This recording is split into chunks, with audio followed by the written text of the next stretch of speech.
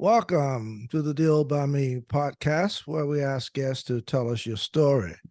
Hello there, this is Dr. James W. Smith, your host. We seek to transform lives by encouraging and inspiring. Someone encouraged and inspired this host, a former lawyer, gambler, inmate, and his life was transformed. The same can happen to you. When you listen to any of the Deal by Me podcast, please support this ministry with a donation or a monthly recurring amount for as little as $3. A shout out to Reverend Quincy Davis, Dr. Lynn Henderson, and Kenneth and Donald McDuffie for their support to the Deal by Me podcast.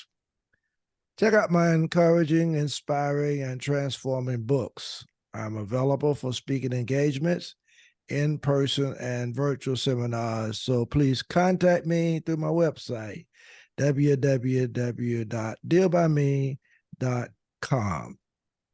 I have with me Sharon Rolph, who retired from bowling in 2016. She soon started bouncing off the walls, trying to figure out how to be productive. So she began putting the skills she had used as a behavior scientist at Bowen and developed a personal essence statement. This essence statement enabled her to fully live each day from her inner spark. She is the author of Fresh Courage, and we will talk more about that as we move forward in this interview. I'm grateful and very thankful to have Sharon come and share with this podcast today. Sharon, would you tell us a little bit about yourself in as brief as you possibly can and where you've been interviewed from? Okay, well, let's start with I am in Edmonds, Washington, north of Seattle, and I have the Puget Sound right out here through my window, about a mile away. I was born in Anacortes, and that's up in the Puget Sound Islands, and grew up on a farm. So I stacked hay and bucked bales and gathered eggs and all that. But I am a behavioral scientist. I have a master's degree. And I love bringing out the best in people. And, when I was a teenager, I kind of like wondered, what's my potential? Where is it? How can we find it? And through my career, I put in 19 years at GTE, the phone company, and then about 8 years at Boeing. But I also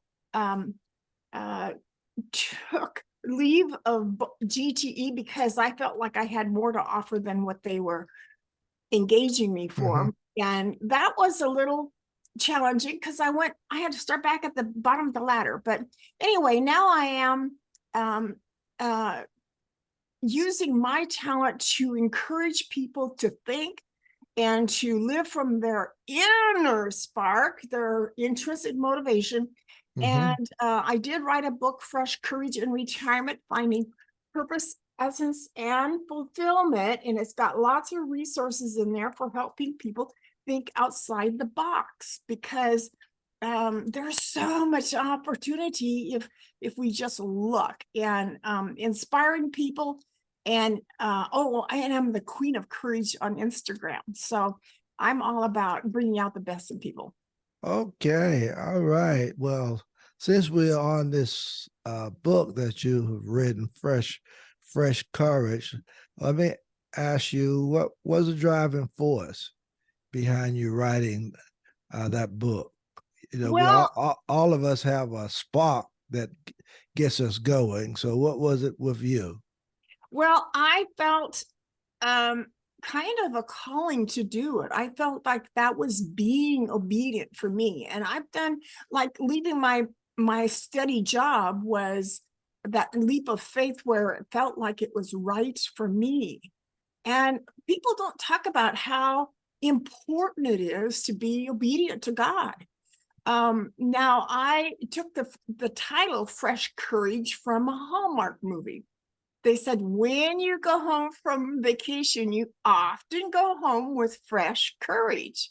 And I thought, yeah, I had noticed that I had more gumption and more willingness to be risky when after I came home from vacation. So, Mhm. Okay. sometimes put up with stuff until you get the nerve to do something about it. I love that. That's really, really well. Maybe I should say inspiring within itself to know that you can go on vacation where you were supposed to be relaxing and feeling fresh, but you begin to feel that way after you got back home. So that's really interesting. But I think that's an interesting statement, and um, it's I did get a chance to look at your website and look at your bio, and I was curious because you talked about getting a compliment, from someone important. So, would you tell uh, listeners of this podcast why is getting a compliment from someone important? I that's an interesting statement to me. Well, I think others reveal to us they're like a mirror, and we often don't see our best points until other people point it out. We might tell Okay. our kids, "You're really good at that," or "Wow, you can't. You're doing so much better in that sport or playing an instrument or debate or Mm-hmm. whatever."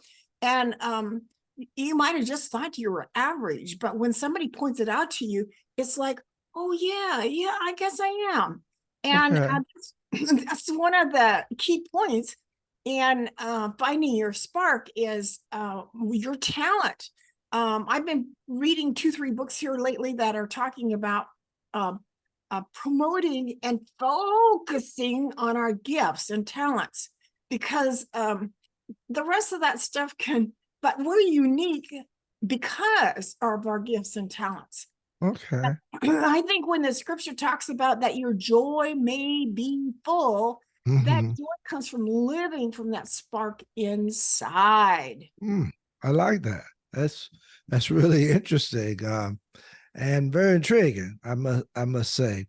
You know, one of the things that I took away as I was kind of looking at your profile and your website is you seemingly uh, wanting to help uh, I would call retirees. I was about to say the elderlies, but I think retirees would be the best word. So so what uh, made you want to help these individuals, to uh, get their courage or explore options and ignite their greatness? Was it something that had happened with you, or it was just something that you said, okay, I think this is something that I want to do? Well, the best kind of coaching is people who have lived through it. So going back Okay. to my statement about potential, what's my potential? Well, I see all this uh, time freedom, time affluence, um, with all the extra time available that we're not is untapped Okay. potential. It needs to be engaged in something that matters to us. They say that there's 47, 48 hours of TV watched a week on average. And in fact, I just got an email a couple of days ago that says, "Where are the retirees?" It was trying to stir up Mm-hmm. interest with a nonprofit or foundations. And when you live from um, pay it forward and helping others, Mm-hmm. you have better health. You have a better frame of mind. You Okay. have a reason. bed or get out of the house.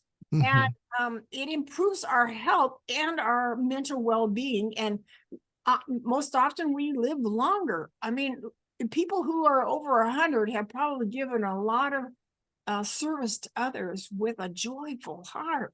Mm-hmm. Well, I don't know how many listeners of this podcast have retired. That's a statistics that I have not tried to check out. But if there are people who have retired, or those who are even thinking about it, and the basis of my podcast itself is encouraging, inspiring, and transforming.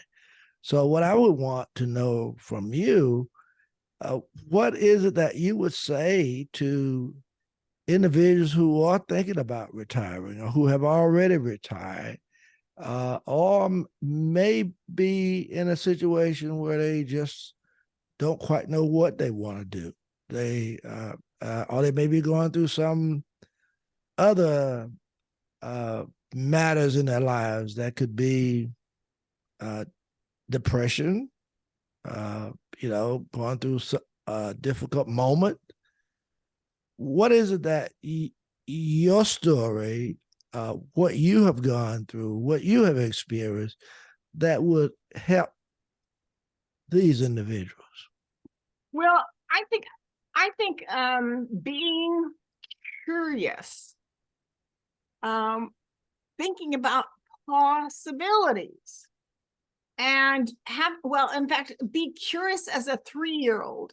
You know, if a 3-year-old wants to get in your kitchen cabinets, they're gonna find a way to do it. By golly, they keep pursuing it and trying new things. And Dr. Smith, I think we have been lulled with our career, and life has kind of gotten mundane and ordinary and all this. And that in retirement can kill us in some degree. I at Boeing, somebody told me that, oh yeah, the myth is that you die within 3 years of retiring. Oh, that hurt my heart. That shouldn't be. And then I drove Lyft for a year after I retired, and somebody in the car told me the same thing, and it was no industry related to Boeing. And yeah, it may take 3 years for a couch potato to die. But one day I was coming home from having been gone for the weekend, and I have some flowers out here on my patio because I love color, and that's what flowers bring, is color. And so one of the first things I did when I got in the house was water my plants. And somehow the thought that if you're not growing, you're dying. My plants need water to grow. Okay. We need to be doing something that helps us grow. And when I was writing my book, I used quite a bit the research that Dr. Ken Dykewald did in his book, What Retirees Want. And he admits in the back of several of the chapters that there's room for new industry to engage boomers, and to because he said they're still wanting a purpose. They still want to have transformative experiences, whether it's with their partner or their kids, or how many generations. I've heard a few that take a whole generation on a cruise ship, to create memories. But there's in the back of my book, and I just dropped it, I have lots of resources that I've gathered over 6-8 years of places to look. RP has something called reimagined whatever, and I think there's at least there used to be, where you can put in, okay, I'm interested in a book club, I'm interested in traveling, I'm interested in being a mentor and Mm-hmm. put all kinds of criteria in there, and then they'll help match you to people in places in your area. So the main thing I would say is I just love being courageous, the possibilities, having curiosity, and potential.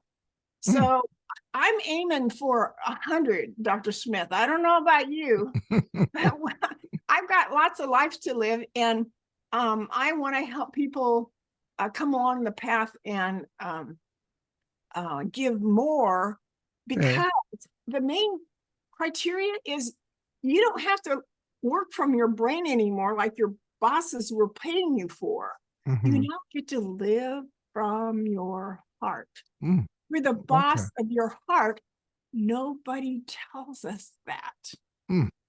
That's well said. I do appreciate that. That's and very powerful also, because I can feel that, because it's something that a lot of people have not even thought about.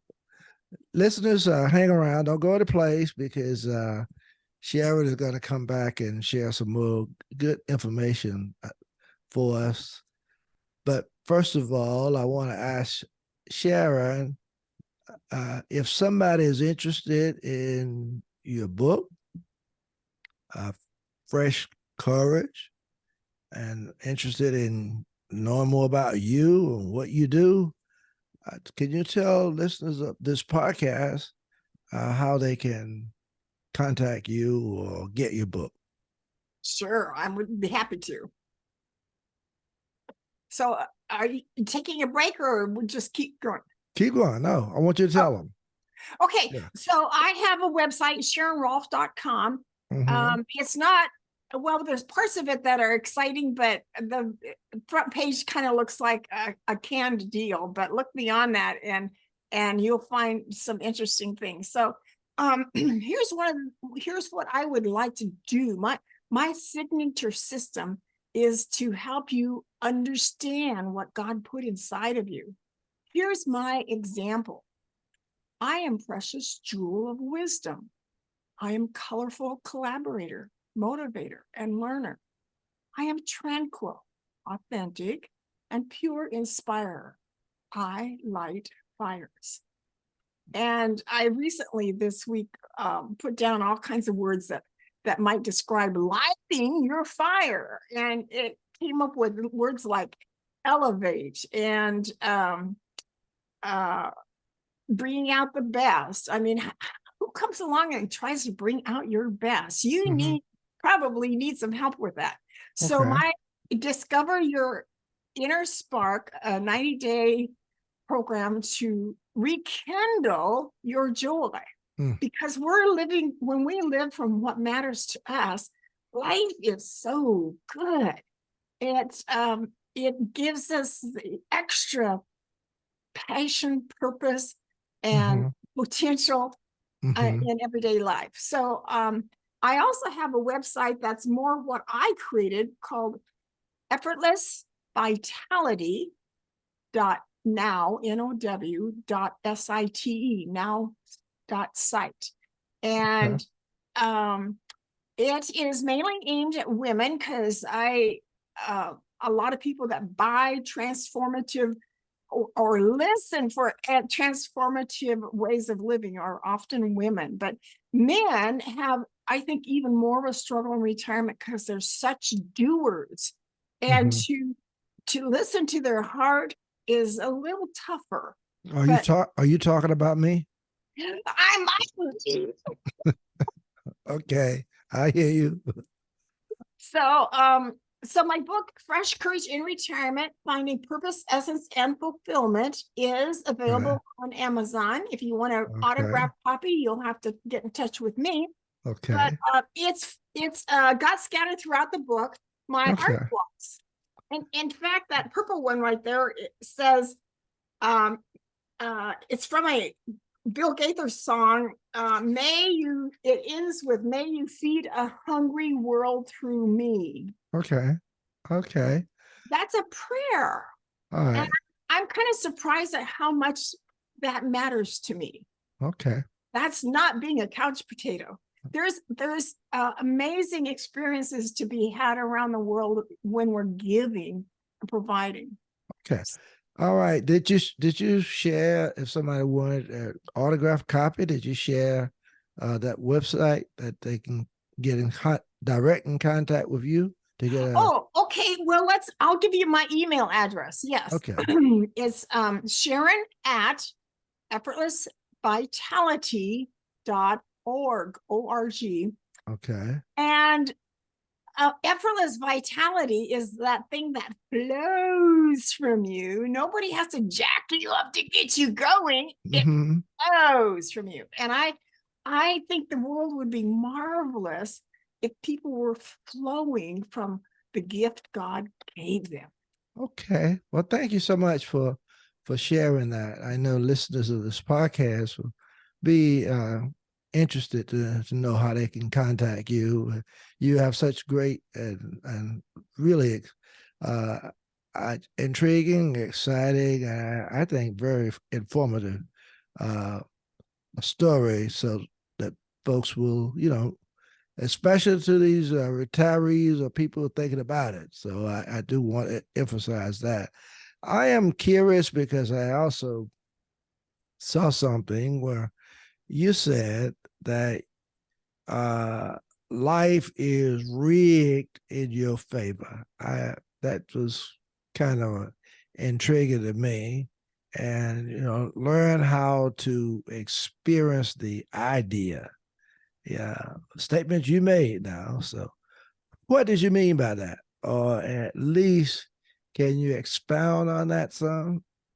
Well, I think that came along when I was starting to be the queen of courage. That God made us, and I think God wants the best for us.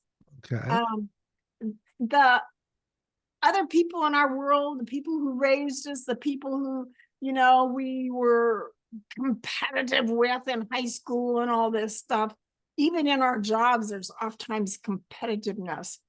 But God's intentions for us is only the best. When you think about the scriptures that talk about that your joy may be full, sounds like it's rigged in my favor.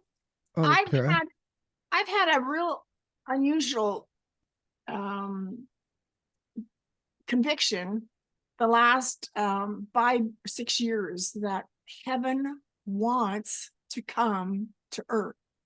Mm, And okay. when we're living from our inner spark, our how God made us, how He intended for us to be joyful, it will feel like heaven. Mm-hmm. And one of my art blocks, I think it's over my desk, says, "Have you forgotten who you are?" If Mm-hmm. you were a dynamite trombone player in high school, has anything about that changed? You're still a dynamite trombone player. Have Mm-hmm. you forgotten who you are? In fact, I saw a few minutes of The Lion King over the weekend, and that's where I got that question from. I don't know all names of the characters, but I think they were talking to Simba. You're Mm-hmm. still the king's son, Mm, and to rise up to that. In fact, just this weekend, I was kind of I've been through three days of intensive training, and on the weekend I was sad, and I didn't even know why. mm-hmm. By the time I woke up on Monday morning, I kind of sensed that sadness might have been like Simba in that there's more to give. Okay. Be braver and bolder because the world needs me, needs leaders, I hear needs you. a voice that is encouraging. Yeah. Well said. Well said. Well said. Um, I don't know how to know what to say. You're such an inspiring uh, person and give so much great information until sometimes I'm almost speechless in what I want to ask you. But I'm glad I had a chance to even look at your website and your profile or your bio, and a lot of the things I'm asking you kind of comes from things that you said. Uh, uh, and one of the things that stuck out to me, and I should say maybe another one of the things that stuck out to me was you talked about it is not okay to be invisible. It is not okay to be invisible. I'm telling you, just made some statements that's kind of very interesting. That kind of never thought about that before. What do you tell me what you mean? You know, Well, most people want to be visible. Most well, people most people want yeah. to be seen. Well, I'm still working on this one, Dr. Smith. Okay. Um, I, as a young girl, said 100 times or more, thank heavens he keeps his hands off me. I Mhm. wanted to be invisible. I Okay. focused with keep your head down, be obedient, get good grades, and don't rock the boat. And I'm realizing that, and you know, even though I was enamored by my potential, um, way down deep inside, I still felt invisible. Okay. Well then was this invisible uh had something to do with what you were going through? Okay. Okay. So, Uh, yeah, I've just realized in the last few months that I'm maybe invisible to my clients. They haven't found me yet. okay. and Okay. and wanting to be on, well, I don't care about being on stage. I'm fine with that. It doesn't shut me down. I'm not nervous about it. And I be well prepared for speaking, but um there's there's something, Dr. Smith, I think you've probably dealt with quite a few people who don't feel seen or heard. Mm-hmm. I have. Yeah. Yeah. And Okay. this training I was in last week um, definitely touches on helping people feel seen and heard. Okay. So I'm little by little, I'm getting little nuances, revelation of where I my invisibleness is still creeping into either how I feel or how I Okay. put myself out there. Okay. So okay, one of the first people I talked to um, about retirement, this lady said that she was walking down the sidewalk with her daughter. It sounded like they had just gotten groceries, and her daughter was talking about like her mom was invisible because she didn't have a job anymore. Mm, And her and the lady was telling me how offended she was that just because she didn't have a job, she was invisible. Well, mm, a lot of retirees feel invisible. That's where some of that sadness and depression comes in. You know, you have to stay active and get out of the house. I remember going up here to do a talk to Anna Cordes. I got there a little bit early, so I stopped at the grocery store and I saw one or two people sitting in their car. You know, they were probably waiting for somebody to come out of the grocery store, but I thought, well, I'm glad they got out of the house. mm, But if this is their social activity for the day, mm-hmm. I was sad. Okay. I hear you. I got you. All right. Well, tell me what did writing an essence statement, because you mentioned that.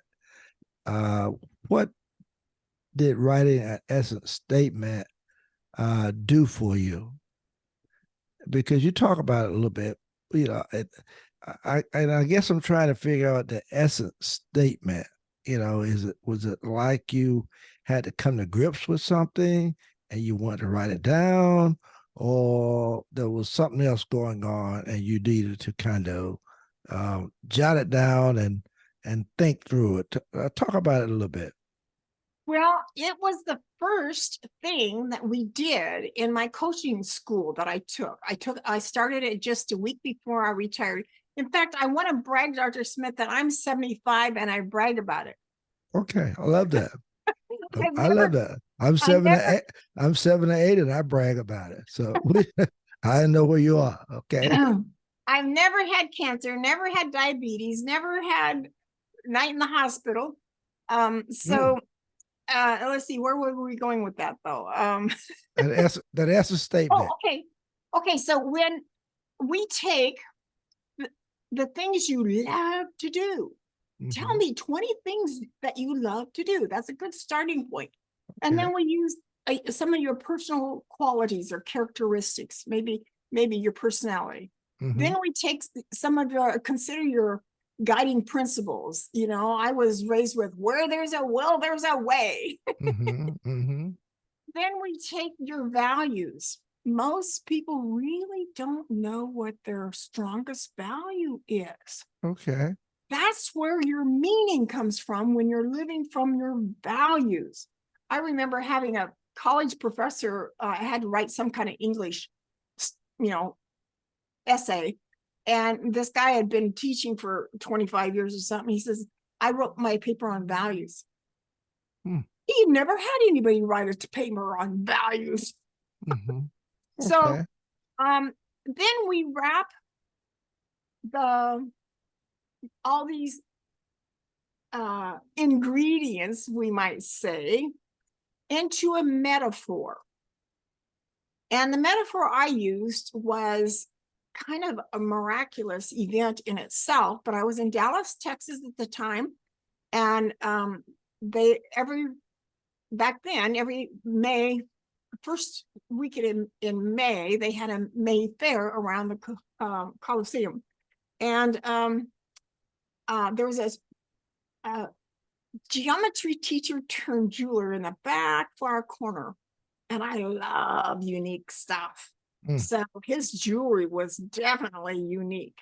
And when I put his rings on my finger, something moved in my gut. Mm. What's going on? I took them off and put them back on, and it moved again. Mm. I quietly put them down and turned around and said, what's happening? Well, I went on. I was a few years later, I was reading a book about talking about yourself as if you were something, you know, like a some, you know, my neighbor down here creates statues of things or people, and he's got one of a girl like reaching out like somewhat of a ballerina, and somebody might say, well, I'm like that ballerina.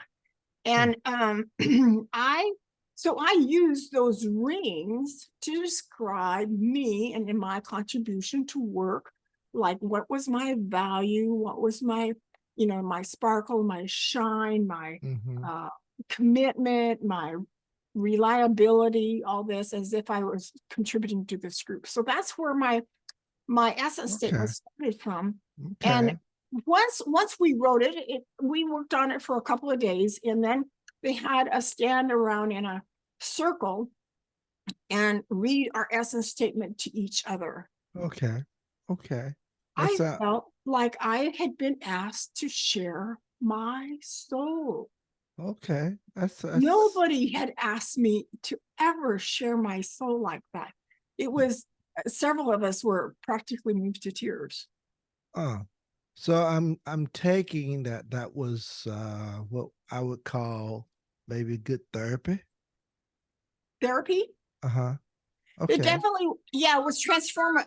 I felt it feels, when I describe it to others, I sometimes say it feels like a well-fitted garment Okay. that Okay. fits you perfectly. I got you. I got you. Now you are such a uh the word I guess I want to use is you probably heard it happy go lucky. You are you seem to be one of those persons. Yeah. You I feel it in your conversation. I feel it when you're answering questions. I mean, you put everything into it. You just uh seem like you're just so excited about it. Uh So, as my last question to you is, where does your joy and where does your happiness come from? Well, Because you obviously got it, uh, and I'm trying to figure where does it come from. well, I've always had a strong faith, and I kind of credit it back to the scriptures that talk about nothing is impossible. Mm-hmm. What about that? Don't we believe? Got When you. I talk about possibility and courage and being courageous, nothing is impossible. But at the Mm-hmm. same time, I'm trying to get myself, even the last couple months, to do more about doing things that bring me happiness. I love good tasting food, Mm-hmm. and when I make a ton of money, I want good tasting food. Okay. So why don't you do some of that now? All right. Okay. All right. Well, Sharon, this has been an awesome conversation with you, and I do appreciate you coming on. And just, I know listeners of this podcast will be enriched by just listening to what you have to say. So again, I want to just say thank you. Mention just one other thing, just real briefly, is that Make it brief. when I moved to Tampa, Florida with my job, it Joshua chapter 1 and 2 talks a lot about courage. And I got to the point, since I knew hardly anybody there, I would stomp my foot and say, I refuse to live my life based on fear. That will Okay. change your life. Beautiful. Well said. Pretty good, too. Well said. Well said. And there you have it. Sharon Rolph, who is a behavior scientist and who, once she retired from Boeing in 2016, she became a retirement essence coach. And that's also when she was bouncing off the walls, trying to figure out if each day was productive. An excellent, a real powerful interview. And I hope you will enjoy it when you listen to her. And until next time, peace and blessings to each of you.